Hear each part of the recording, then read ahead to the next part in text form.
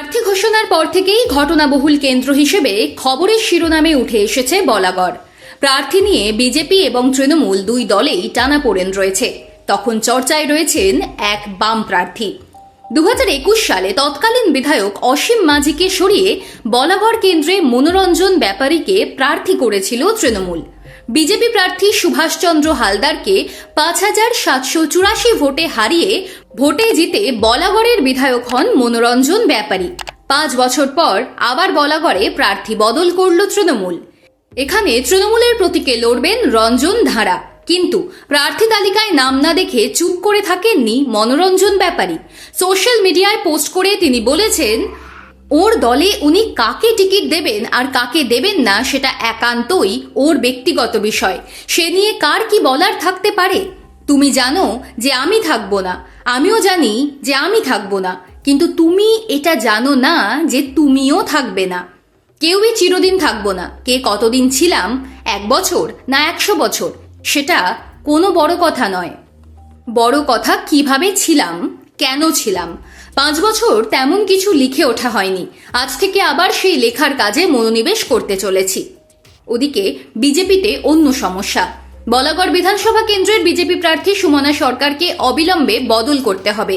এই দাবি নিয়ে সল্টলেক বিজেপি দপ্তরে বিজেপি কর্মী সমর্থকদের বিক্ষোভে দফায় দফায় উত্তেজনা ছড়িয়েছে। এর আগে বেশ কয়েকদিন ধরে একই দাবি নিয়ে একাধিক বিধানসভা থেকে বিজেপি কর্মীরা বিক্ষোভ দেখান। তৃণমূল বিজেপির অন্দরেই যখন প্রার্থী নিয়ে অসন্তোষ চলছে, তখন বলাগড়ে সিপিআইএম স্লোগান তুলছে, বলাগড় তার ঘরের ছেলেকেই চায়। কে সেই ঘরের ছেলে? এখানে সিপিআইএম এর প্রার্থী বিকাশ গোলদার। পেশায় শিক্ষক বিকাশ গোলদার দীর্ঘদিন ধরেই বামপন্থী আদর্শের সঙ্গে নিজেকে জড়িয়েছেন। সিপিআইএম এর একনিষ্ঠ কর্মী বটেই, দক্ষ সংগঠক, সুবক্তা ও জনপ্রিয় নেতা হিসেবে তার পরিচিতি আছে। এখানেই শেষ নয়, রাজনৈতিক লড়াইয়ের পাশাপাশি বিকাশের জীবন সংগ্রামও দেখার মতো। যে কোনো মানুষের প্রেরণা হয়ে উঠতে পারেন তিনি। বাবা ছিলেন কাঠমিস্ত্রি, অভাব অনটনের সংসারে বড় ভাই বিকাশ। দারিদ্র্যের সঙ্গে লড়াই করে তিনি নিজের পড়াশুনো চালিয়েছেন। নিজে শিক্ষকতা তো করেনি, 2 ভাইকেই প্রতিষ্ঠিত করেছেন বিকাশ। সব মিলিয়ে তার জীবনের পথ চলার কাহিনী কোনো লড়াকু যোদ্ধার থেকে কম নয়। বিকাশের লড়াইয়ের এহেন কাহিনী বলাগড়ের থেকে ভালো আর কি জানে।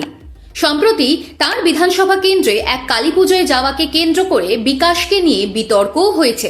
অতীতে এমন বিতর্ক হয়েছিল সুভাষ চক্রবর্তীকে নিয়ে।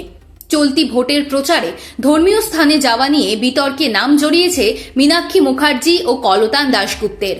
তবে সিপিআইএম কর্মী সমর্থকরা বলছেন, ধর্মীয় স্থানে যাওয়া নিয়ে তাঁদের প্রার্থীদের কোনো বিধিনিষেধ নেই। তাছাড়া সেখানে যাওয়ার সঙ্গে মানুষের জন্য কাজ করা নিয়ে কোনো বিরোধ নেই। সব মিলিয়ে বিকাশকে নিয়ে বেশ খুশি বলাগড়ের সিপিআইএম কর্মী সমর্থকরা।